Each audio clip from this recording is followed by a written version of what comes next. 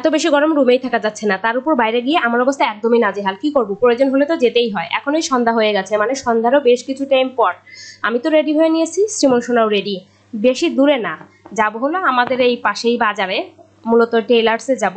এর আগে যে ড্রেস নেওয়া হয়েছিল তো বানাতে দেব, এর জন্যই মূলত যাওয়া। তো বাসার সামনে থেকে রিক্সায় উঠলাম। এটাও যাওয়া যায়, ওই 3-4 মিনিট লাগে, কিন্তু এত বেশি গরম, বাসা থেকে বের হওয়ার পর মনে হয় আরো বেশি গরম লাগতেছে। আর এত গরমে হাঁটার মতো অবস্থাও নেই, একদম প্রয়োজন ছাড়া বাসা থেকে এত গরমে না বের হয় মনে হয় ভালো। আজকে এইখানকার হাটবার, আর এর জন্য এই জায়গাটায় হলো প্রচন্ড পরিমাণ জ্যাম। তো চলে আসছি টেলার্সে, জামাটা বানাতে দিয়ে তারপর কিছু কেনাকাটা করে চলে যাব।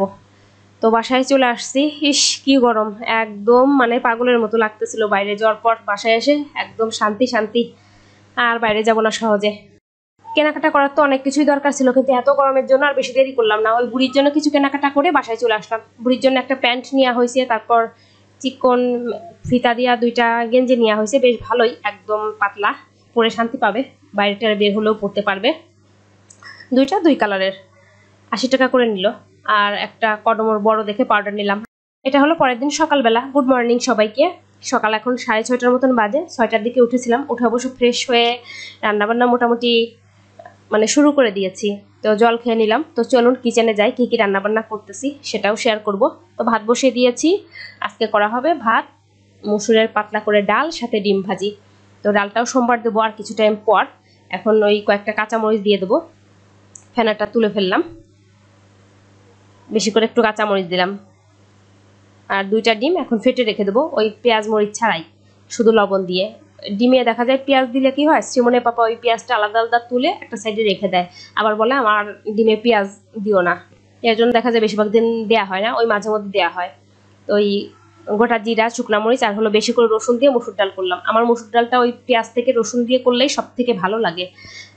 তো ভালো করে ফুটিয়ে এখন নামিয়ে নেব। বেশ ভালো হয়েছিল ডালটা। শ্রীমন সোনাও এর মাঝে ঘুম থেকে উঠে গেছে, তো উঠেই বলতেছে তাকে ব্রাশ করিয়ে দাও। তো ভাবলাম আগে ভাতটা প্লেটে দিয়ে দেই, যাতে একটু ঠান্ডা হয়ে যাক, কারণ এই গরমে গরম গরম খাবার খাওয়া যায় না।